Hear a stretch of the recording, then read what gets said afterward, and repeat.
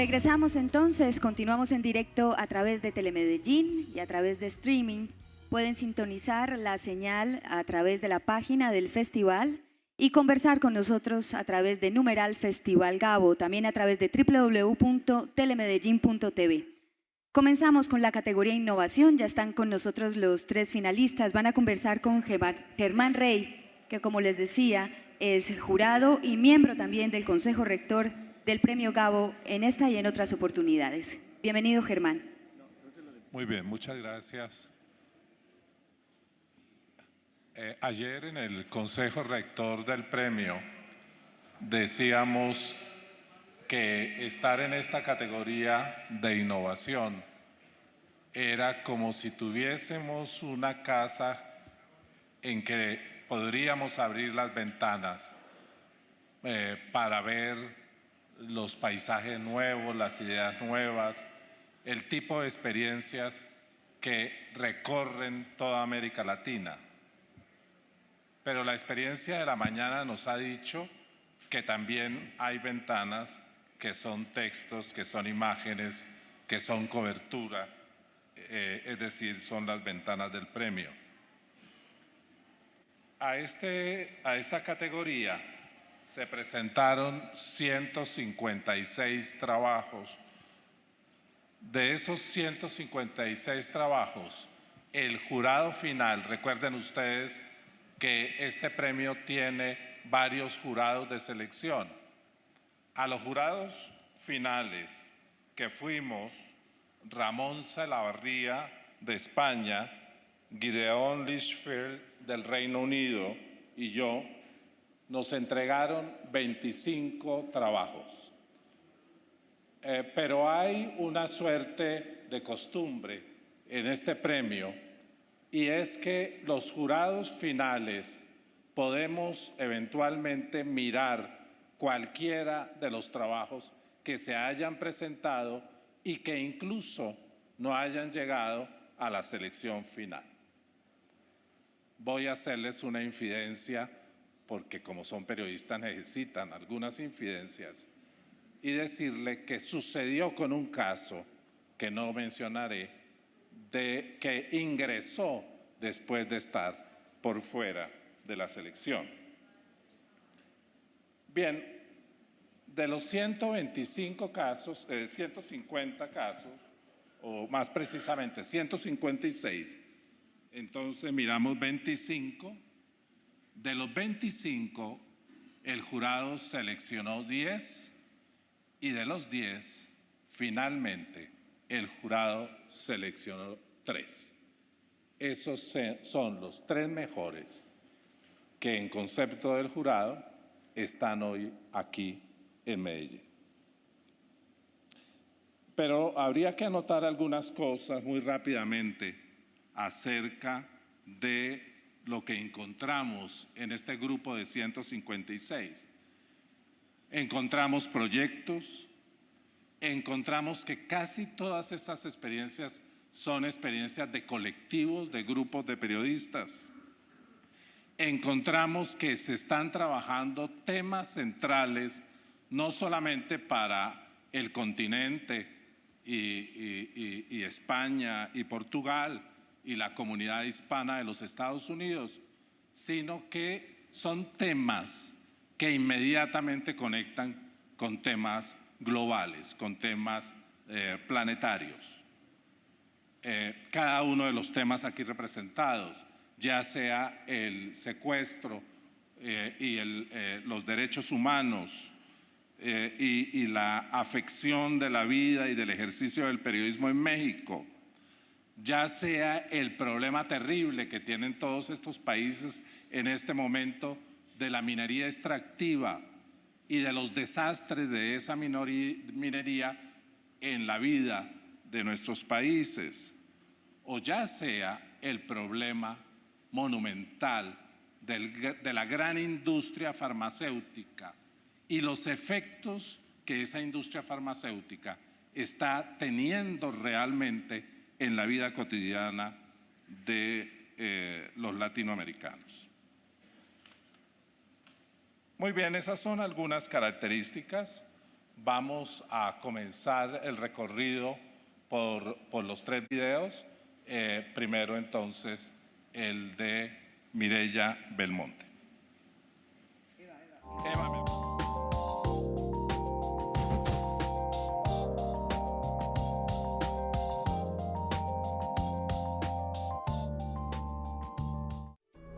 Medicamentalia es una investigación periodística internacional sobre el acceso a los medicamentos en todo el mundo. Uno de los retos al que nos enfrentábamos era poder comunicar una gran cantidad de datos que teníamos de 14 distintos medicamentos en más de 60 países. ¿Cuál era la diferencia de precios y, sobre todo, cuál era la diferencia en cuanto a días de salario o horas de salario que necesitas en cada país para pagar por un medicamento?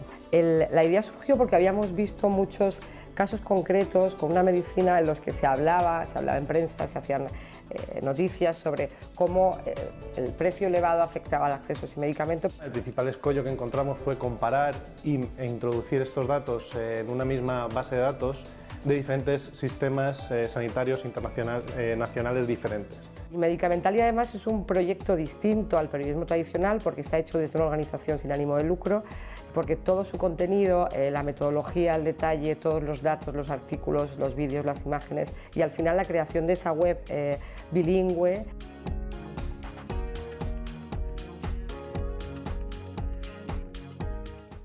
Para nosotros el reconocimiento de ser finalistas en el premio García Márquez es un paso muy importante porque nos permite llegar a muchísima más gente y además nos hace mucha ilusión.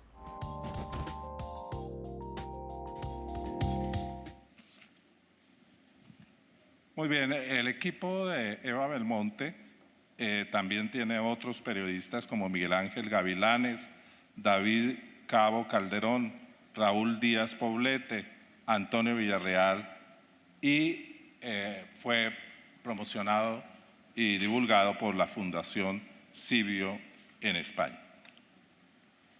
Eva, una de las cosas que nos impresionó al jurado es la cantidad de información con la que ustedes trabajaron. Información de muchos países, información sobre una base de datos que ya existía, pero que ustedes tuvieron que intervenir. ¿Cómo hicieron para manejar tanta información de manera eficiente? Bueno, en realidad nosotros estamos bastante acostumbrados a trabajar con estas bases de datos enormes. Encontramos esa base de datos que era una parte importante de la final, pero solo era una parte, porque solamente tenía datos, la mayoría muy antiguos, de países en desarrollo. Y nosotros lo que queríamos era comparar, porque empezamos la investigación con un prejuicio que nos decía que las patentes hacían que los precios fueran muy distintos. Lo que descubrimos luego al comparar estos 60 países de muy distintos niveles es que en realidad no era, o sea, el problema de las patentes es un problema muy importante que también tratamos en el proyecto, pero que incluso esos medicamentos que tienen decenas de años y que uno puede pensar que valen más o menos igual dependiendo del nivel de vida, había unas diferencias abismales. Y esto no era una cuestión de patentes, era una cuestión de que no se estaban negociando bien. Y no se estaban negociando bien porque no se conocía el precio del país vecino. Entonces, este era uno de los objetivos también. Y fue muy complicado, no tanto manejar la base de datos, porque la mitad de los participantes en el proyecto son desarrolladores, entonces tenemos ahí un equipo técnico muy potente. Lo más difícil era cómo hacer que eso fuera periodístico, que no fuera un proyecto de frikis que tienen ahí un montón de datos que pueden ser muy útiles pero no se entienden. Entonces, convertir eso en una visualización sencilla que de forma muy rápida te permitiera ver cómo está tu país comparado con el de al lado, comparar diferentes zonas. O sea, esa fue la parte más complicada y tuvimos mucha suerte porque tenemos a Raúl le llamamos el señor de las bolillas, porque es un señor que Raúl consigue con una base de datos rarísima y complicada convertirlo en algo que cualquiera a simple vista entiende y que es periodístico por sí mismo. Entonces, lo más complicado fue crear esa base de datos que nos permitiera toda esa información acumulada, que era enorme, convertirla en titulares muy concretos y que tuvieran impacto directo. Alguna vez conversando con el negociador del Tratado de Libre Comercio Chile con Estados Unidos, yo le pregunté, ¿cuáles fueron los lobbies más fuertes que usted tuvo? Y él me respondió, primero fue el lobby agrícola, hasta que conocí el lobby farmacéutico. Y después fue del lobby farmacéutico, el más poderoso fue el lobby de Hollywood. Ahí estaban los tres que él decía que habían sido muy agresivos. Después de la publicación o durante la publicación del trabajo, se han pronunciado algunas de las compañías transnacionales farmacéuticas que tienen los productos en el listado que ustedes estudiaron. No directamente muchas veces, porque esas grandes compañías, como tú dices, tienen un lobby muy potente, entonces es muy difícil que por mucho que hagamos un proyecto que sale en Cibio, pero que se publica en muchos medios en todo el mundo, es muy difícil que gane esa su campaña de marketing. O sea, es muy difícil llegar ahí. Entonces, al final optan por ignorarte. Sí que asociaciones de productores españoles, por ejemplo, sí que se enfadaron un poco con nosotros. Yo siempre digo que cuando se enfadan contigo es que lo estás haciendo muy bien. Y sí que es cierto que es un lobby muy importante. Por eso, por esa misma razón, o sea, cuando los estados negocian con las farmacéuticas, estamos haciendo el pardillo, porque no sabemos nada. Las farmacéuticas saben todo, saben cómo han negociado con cada país, a cuánto lo están vendiendo aquí y allá, y tienen todas las cartas sobre la mesa. Pero los países están haciendo el pardillo, porque no saben nada. No saben cuánto cuesta fabricar el medicamento de verdad, porque no lo publican, dan unas cifras locas que se inventan. No saben a cuánto lo están vendiendo al país de al lado, un país con mismo PIB. Entonces, al final, esto era un poco también, no solo un trabajo periodístico que se enfocaba en que se ha publicado en muchos países y en cada país pues, se enfoca en cómo estoy yo comparado con mi vecino. Pero sobre todo también queríamos que los países tuvieran una herramienta, tuvieran más fuerza a la hora de negociar, tuvieran más información y pudieran negociar con un poco más de fuerza y no siendo los tontos de la clase. Bien, muchas gracias. Pasamos entonces a la siguiente presentación. Muchas gracias, Eva.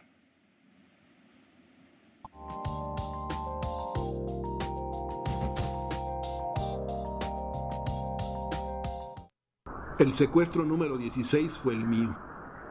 Es más la impotencia y el coraje que el miedo. Hicimos un documental animado sobre el secuestro que sufrió el periodista Luis Cardona, poco después de haber realizado una investigación periodística sobre 15 jóvenes secuestrados por el crimen organizado. También nos cuenta la sospecha de la relación entre el crimen organizado y las autoridades de Chihuahua, del estado y del municipio, de la policía misma. Cuando íbamos caminando me tropecé y al poner las manos hacia adelante para detenerme, sentí unos barrotes. Entonces a mí me quedó claro que estaba en la comandancia de policía. Esta animación está hecha con muy pocos recursos económicos. Fue hecha por 3 caricaturistas, entre ellos yo, y un músico teatral que nos hizo el favor de musicalizar esta pieza. Está hecha casi en su mayoría por un teléfono celular y una aplicación. Creemos que la caricatura, la ilustración animada es una herramienta importante para poder vestir, para poder contar este tipo de historias. Los periodistas no nada más somos una lente, un teclado, un obturador, una grabadora. Somos personas, tenemos nombre y apellido y creemos que tenemos que contarle al mundo lo que está pasando a través de nuevas formas para contarlas. Ser finalista del premio de la Fundación Gabriel García Márquez, híjole, no sé, me pone nervioso, no sé cómo expresarlo. Creo que es importante que se dé a notar esta nueva forma de contar historias. O sea, es lo único que creo que puede funcionar para esto. O sea, yo no trabajo para ganar premios, yo trabajo para contar historias.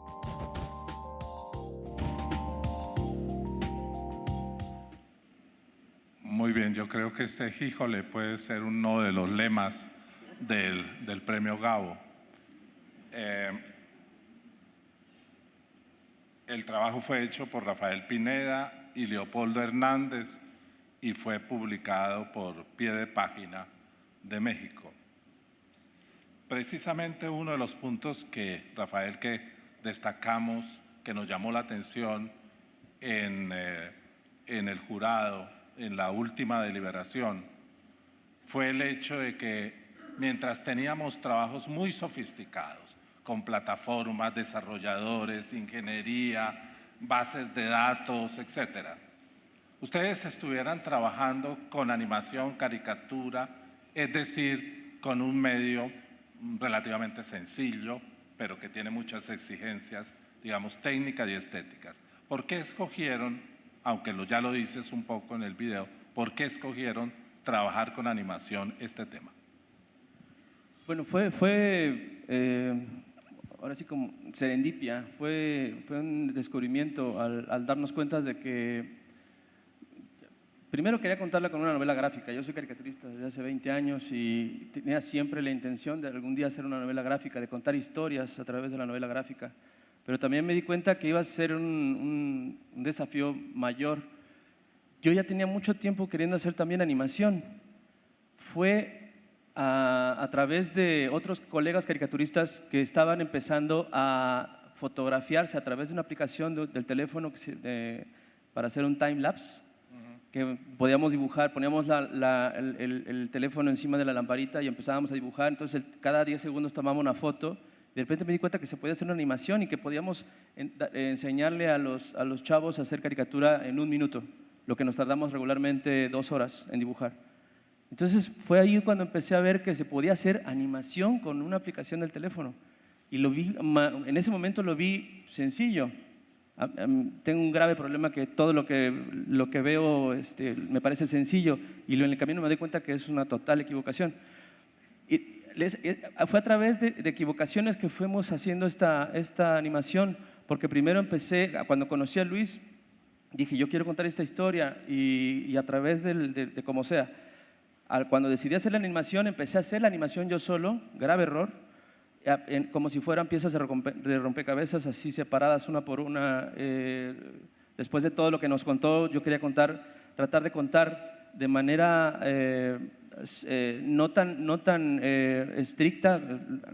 Luis nos contaba que dos tipos brincaron encima de su cuerpo. Él es un cuate gigante, para tratar de reventarle las vísceras. Entonces, el otro desafío era contar eso sin describirlo en dibujo tal cual, sino hacer de la caricatura una interpretación a través de la figura retórica de un pie gigante, ¿no? Tratar de dar a entender de cómo lo querían realmente pisotear, o sea, hacerlo pedazos.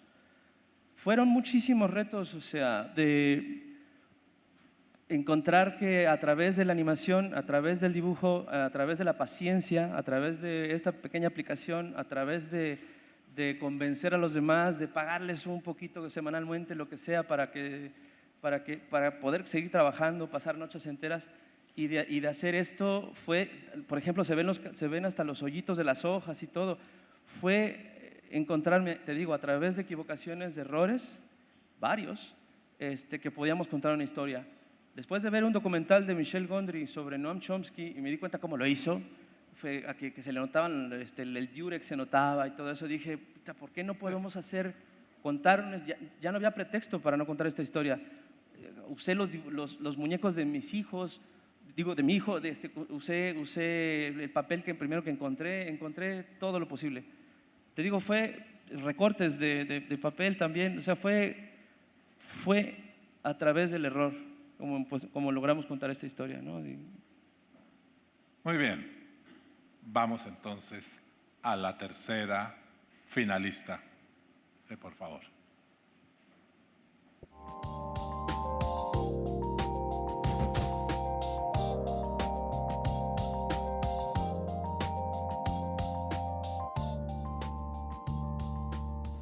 Exceso sin castigo es una serie investigativa que por primera vez cuenta de manera sistemática cuál es el impacto de la gran industria minera y petrolera en el Perú. Nosotros lo que hicimos fue hacer más de 130 pedidos de información al Estado para poder documentar lo que diversas fuentes ya nos habían contado, de lo que pasaba en el proceso de fiscalización a estas empresas de la minería, de la industria petrolera. Fue difícil acceder al inicio a esta información. Nos tomó unos 6 meses insistir una y otra vez ante el Estado para poder documentar estos hechos. Lo que hicimos fue generar aplicaciones para que en Internet, en Convoca, la gente pudiera posicionarse en el mapa del Perú y poder hacer zoom a su región y poder acceder, descargarse los documentos, conocer esas cifras, conocer esa información. Nosotros somos un equipo pequeño que teníamos la decisión y determinación de ir hasta el final con lo que teníamos en las manos. Fue muy importante contar con un grupo de voluntarios, fueron 16 jóvenes de diversas universidades del Perú que nos ayudaron a procesar esta información y juntos los jóvenes con reporteros de experiencia pudimos finalmente contar estas historias. El periodismo es servicio público y el Premio Gabo es ese gran impulso para recordar siempre por qué hacemos el mejor oficio del mundo.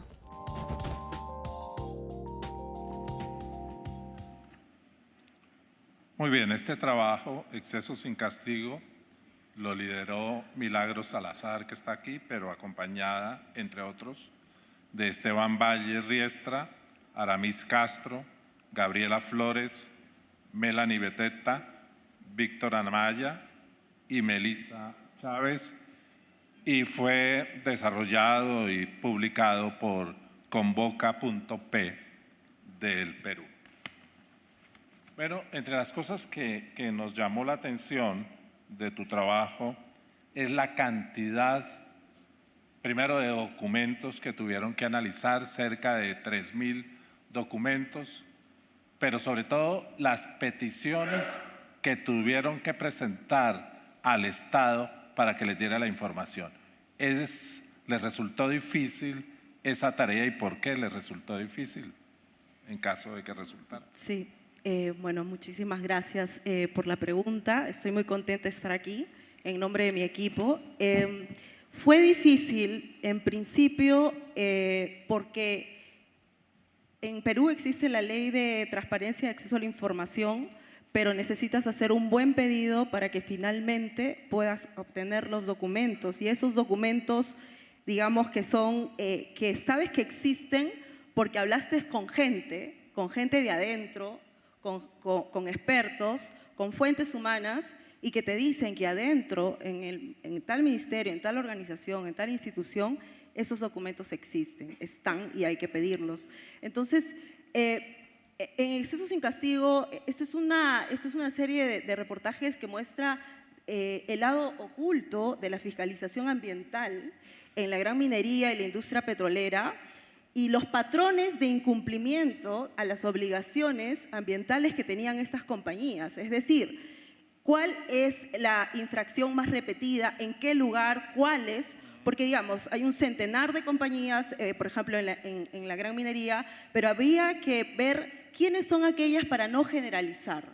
Había que ver, y encontramos una veintena que además tenían relaciones comerciales, y luego de identificarlas, ubicar dónde, en qué parte del Perú operan y ver cómo esto afecta la vida de la gente en los Andes y la Amazonía. Respecto a los documentos, en el proceso nos fuimos encontrando que había, por ejemplo, más de 1000 expedientes con informes ambientales que nunca fueron usados para poder iniciar un proceso sancionador y sancionar a las personas responsables, a las empresas responsables.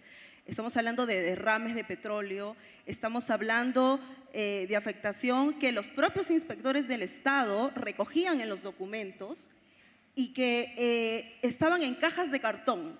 Y conocer eso fue a partir de una entrevista que tuvimos con varios funcionarios y que ahí salió y fue una infidencia porque después se dieron cuenta que habían dicho algo que no debían de decir y entonces pidamos una vez, nos negaban 2 veces, 3 veces. Tuvimos el apoyo de voluntarios también para los pedidos de información, 16 jóvenes que se involucraron de 5 universidades del país para poder juntos insistir, obtener la información y construir la base de datos. A veces nos toca descargarnos un Excel o que una fuente nos dé la información, a veces nos toca construir la base de datos a pulso y esa es una decisión absolutamente personal porque tú evalúas si realmente vale el tiempo invertirle todo el tiempo y las noches y los días para construir eso, pero en equipo eso es posible y además porque puedes contar esos reportajes, puedes hacer aplicaciones como hicimos, mapas para poner a disposición de la gente esta información pensando en el usuario, pensando en la gente y también es increíble, pero hubo gente de la población, por ejemplo, una comunidad en Cusco que se involucró en construir el mapa. Estas mujeres que ustedes ven ahí se involucraron porque georreferenciamos sus casas de las zonas de las fuentes de contaminación y juntos pudimos validar la ubicación de sus viviendas. Y fue increíble porque de pronto uno descubre que, claro, uno hace periodismo, pero también cuenta con la gente para involucrarse, los ingenieros ambientales que nos ayudaron a traducir más de 300.000 páginas, cuando es 3.000 documentos, en realidad es por 3.000 casos, pero son muchísimas páginas.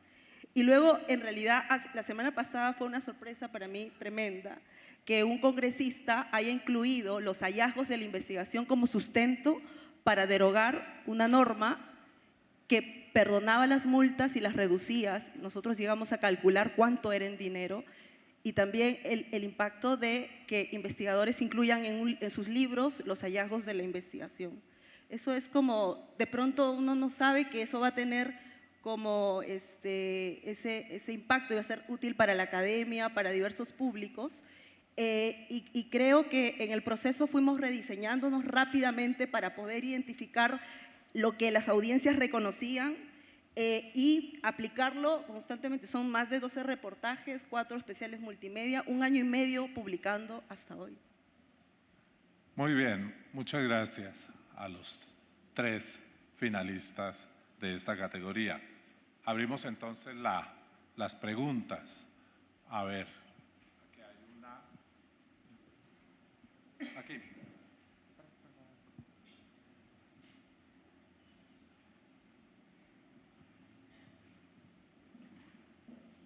Muy buenos días. La pregunta es para el compañero. En las nuevas prácticas periodísticas, ser innovador es como un elemento que se ha ido olvidando. Creemos que hay un formato único para recrear los sucesos. El storytelling, que es la técnica que usa usted para recrear eso, es una forma de contar los hechos diferente a las palabras. Entonces, ¿cómo supieron que la caricatura, que la animación sería la aplicación correcta para contar el secuestro y la historia del periodista?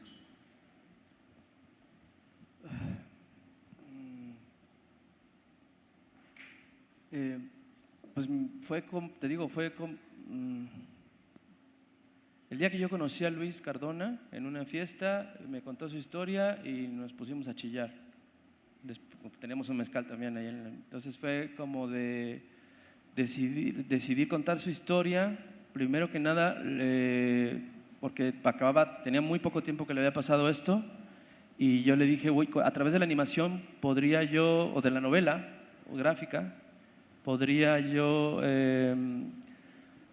cuidar tu imagen, podría yo cambiar o sea, podría interpretarte de otra manera, físicamente, otro nombre, pero contar tu historia. O sea, creo que es importante contar esta historia.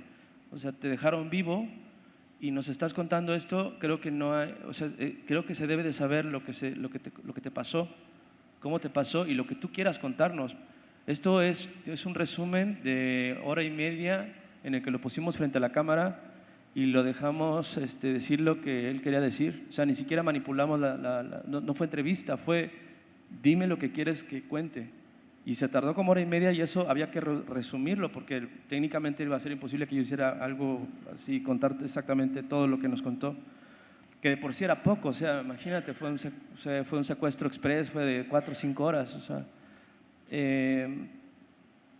a la hora de contarlo de esta manera y de mezclar varias técnicas de animación, como lo vieron, fue también para tratar de equilibrar lo que nos estaba contando. O sea, lo que yo quise hacer a través de la animación fue aminorar, fue tratar de romper con este discurso visual, que es lo que te pasa, por ejemplo, cuando vas a ver una película de Disney. O sea, tú de repente ya estás en el bosque con Blancanieves y eres un conejito más y eres un pajarito más. No, aquí era romper constantemente con esa línea visual, porque lo que nos está contando Luis es brutal, es muy fuerte. Cuando rompes y rompes y rompes, entonces prestas más atención también a lo que te está diciendo, pero también hasta el hecho de usar juguetes, recortes, dibujos, era como tratar de romper con eso. ni siquiera es una invención mía, lo que estoy tratando de hacer es decirle al mundo, creemos que podemos contar historias así. Yo vi una animación hace 6, 7 años de unos niños mineros explotados de 6, 7 años, donde también grabaron sus voces y los animaron con bolitas y palitos. Me pareció fantástico, me pareció muy conmovedor, y precisamente acordándome de eso fue cuando dije, puedo contar tu historia a través de pues una bolota y unos palitos, pero porque aparte nos encariñamos mucho con él, muchísimo con él. Es un cuate gigante, enorme, pero de un corazón gigantesco. Y fue como de ver, yo quiero contar tu historia cuidando tu imagen. Después, con el tiempo, él decidió dar la cara, él decidió ser él mismo. Y entonces por eso lo dibujamos tal cual como es. Y al final también por eso pusimos su rostro tal cual es. Esos últimos segundos de él tal cual es, diciendo yo soy Luis Cardona, soy un periodista desplazado por el crimen organizado. Es parte de esa hora y media que lo grabamos diciendo todo lo que tenía que decir. Fue una decisión para cuidarlo, más que nada para cuidarlo, para contar su historia, pero cuidándolo. Y al final sí lo logramos. Después de este documental, él sí fue para él un verse reflejado de esa manera, ¿no? De contar esta historia de esa manera. Muy bien, gracias. Hola, Jonathan Saldaña de México. Para Milagros y Eva me gustaría preguntarles primero, ¿cómo es el proceso de encontrar en las cifras las historias? ¿Cómo, tanto en las cifras como en los documentos oficiales que a veces son ilegibles para quien no los escribió?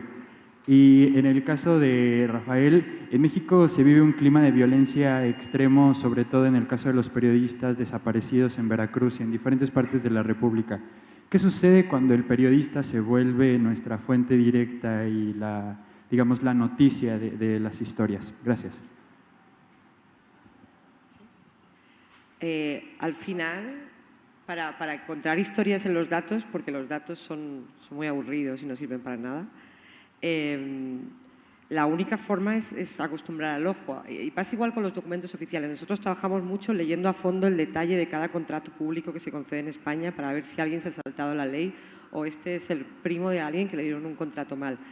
Y para poder hacerlo, tienes que hacerlo millones de veces. Igual que para ser un periodista de sucesos, tienes que conocer muy bien a tus fuentes y saber perfectamente cuando un comisario de policía te está contando algo que no es cierto del todo. O sea, al final entrenas al ojo igual que entrenas a tu capacidad de saber si las fuentes te están contando algo porque les conviene o porque de verdad es cierto y son sinceras.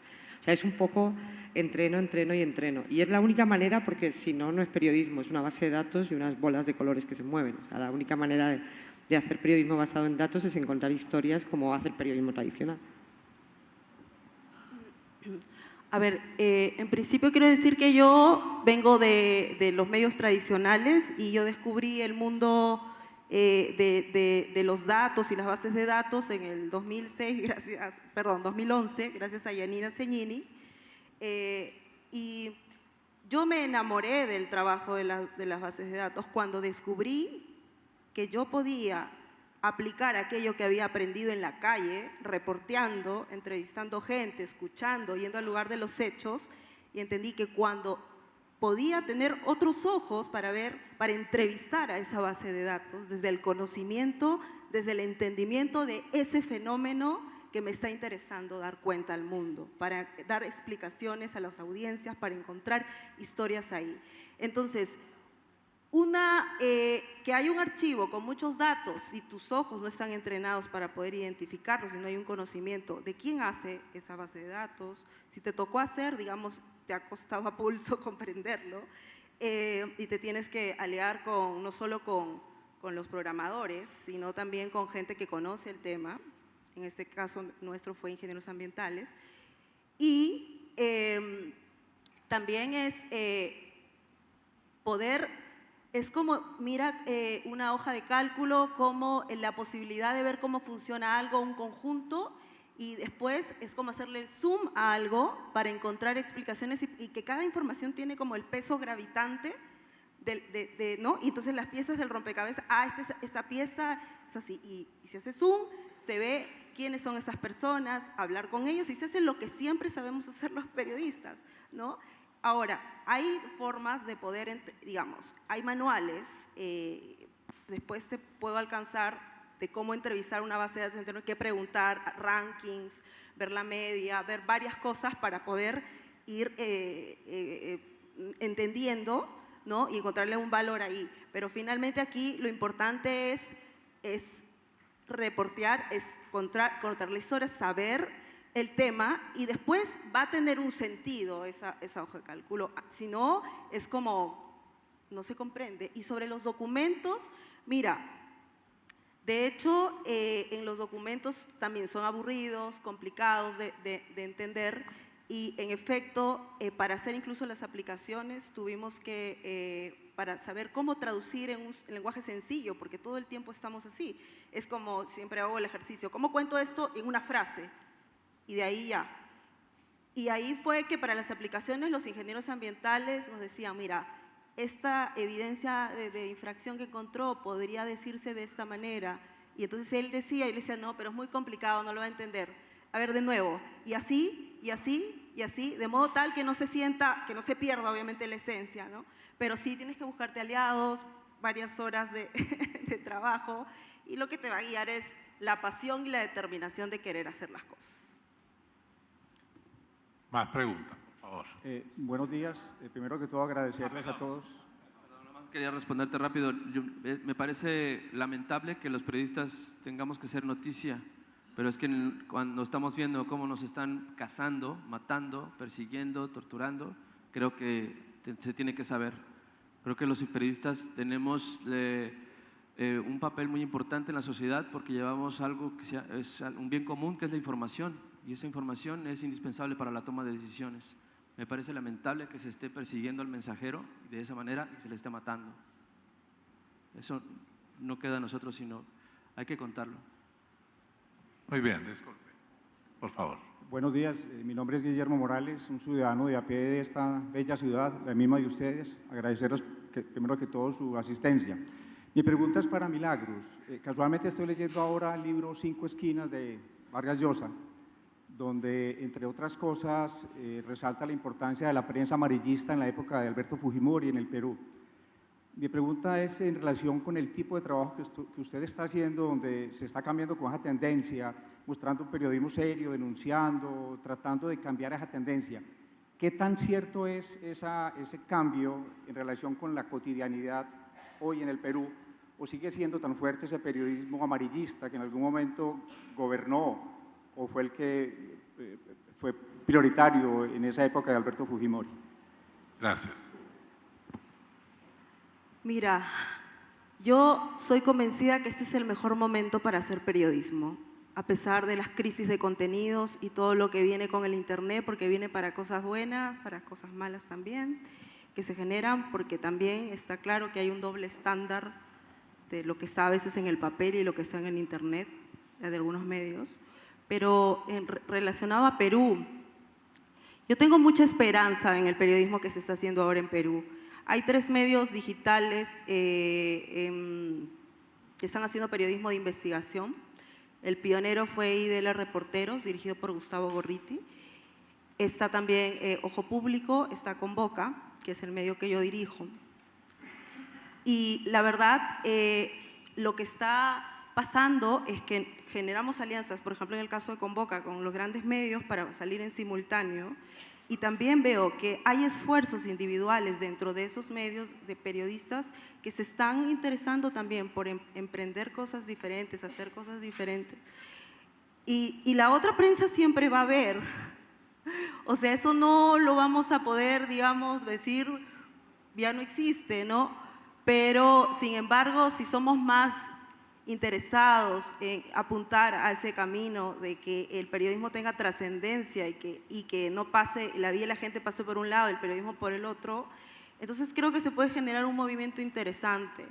También basado en la colaboración y en el trabajo colaborativo, antes que la competencia. Los periodistas somos muy competitivos, sabemos, por la primicia, pero también hay trabajos y temas que solamente se pueden cubrir siendo equipo. solamente. O sea, lo que yo les estoy contando acá de Exceso sin Castigo, impensable que lo hubiera hecho sola. O sea, jamás, jamás, no se puede. O sea, me tomaría que 10 años, o sea, 5 años de mi vida. ¿Cuánto tiempo? Y la otra es, ¿cuánto tiempo vas a invertir mientras estamos hablando aquí? ¿Cuántas cosas están pasando?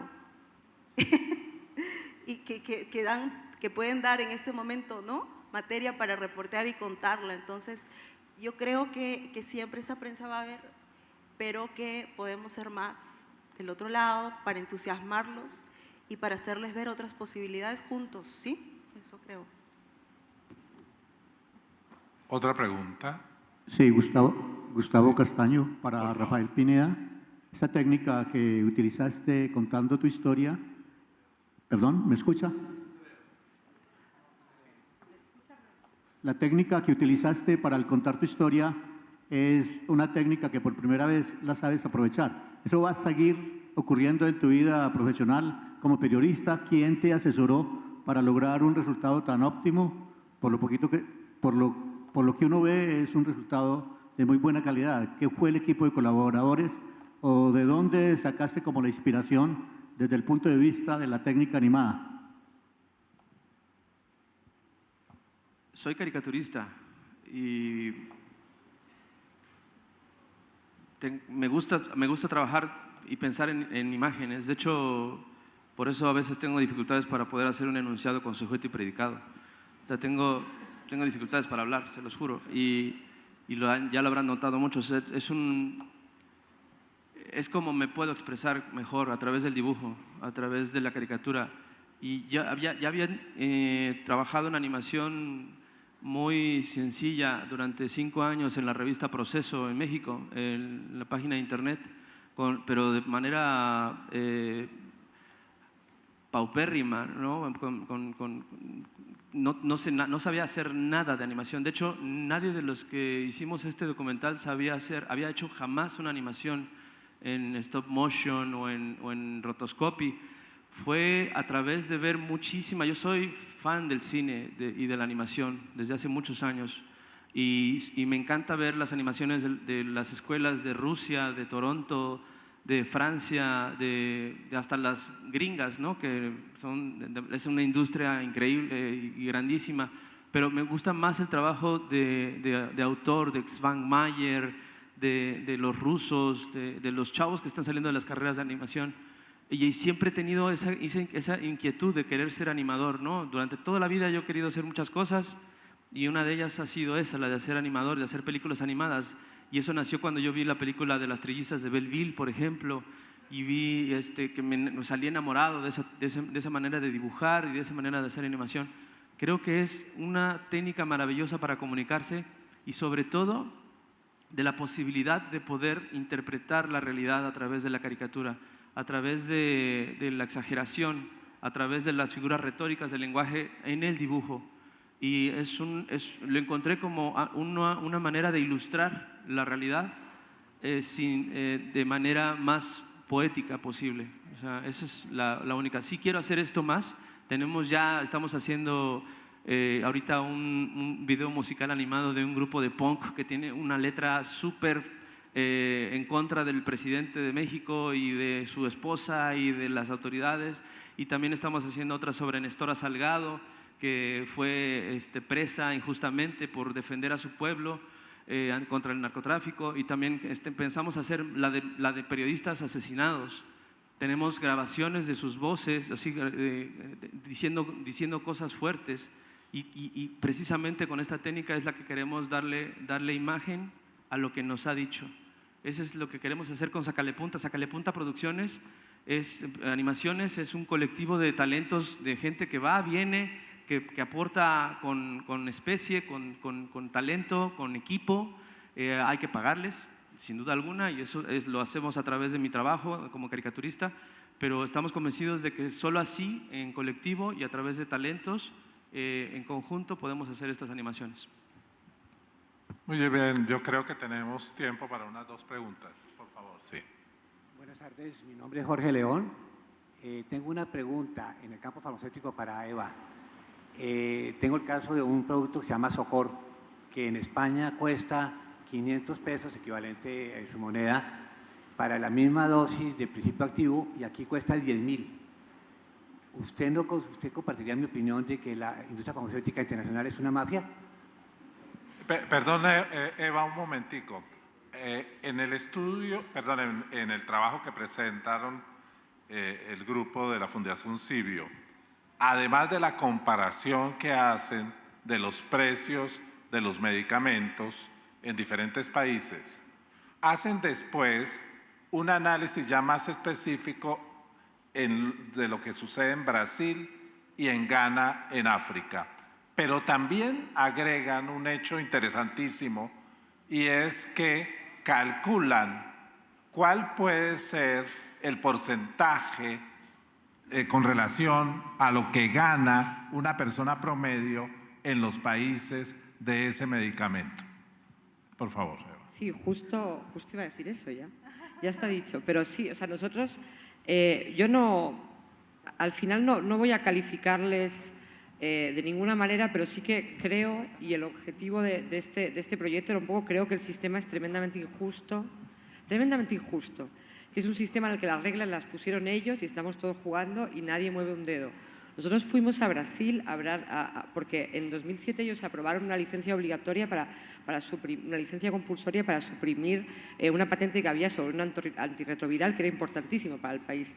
Y en ese momento las farmacéuticas se volvieron locas, Estados Unidos se volvió loco, Europa se volvió loca y dijo, en Brasil se les ha ido la cabeza, se han cargado una patente, las farmacéuticas nunca van a volver a invertir ahí, es un horror.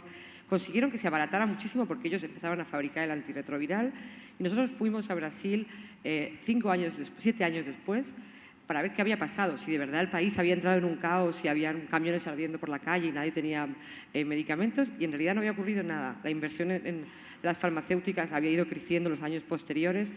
O sea, al final ese poder que sí tienen no es tanto. O sea, los pactos internacionales, la licencia compulsoria, o sea, si yo como representante de un país soberano creo que tengo que romper una patente porque tengo un problema de salud pública, como puede pasar ahora en cualquier país por millones de enfermedades, como está pasando con el tema de la hepatitis, por ejemplo, que es un medicamento carísimo.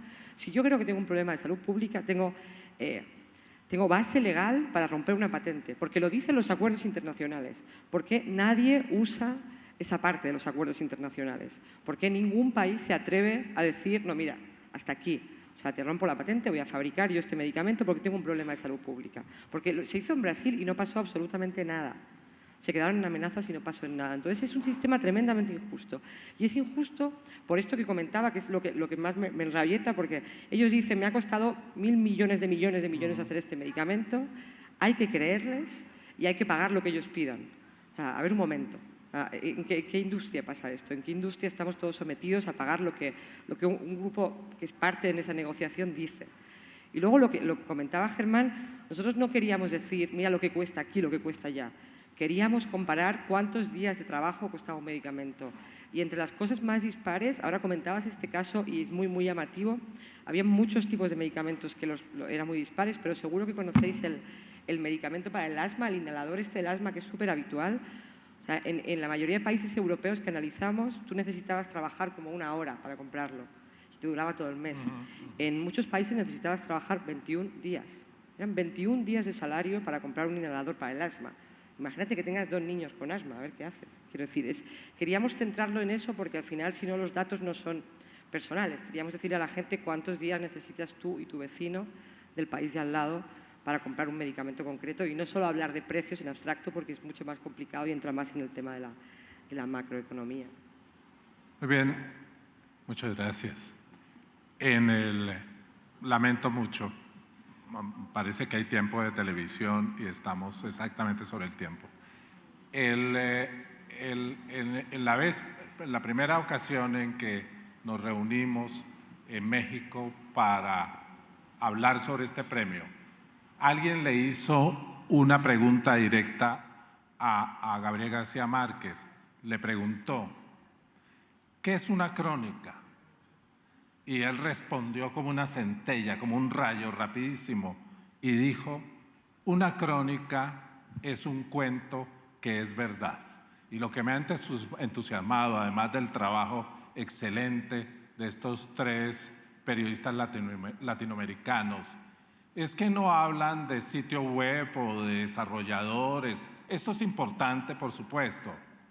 Hablan de la misión de siempre del periodismo: decir verdades a quien se tenga que decir y contar historias.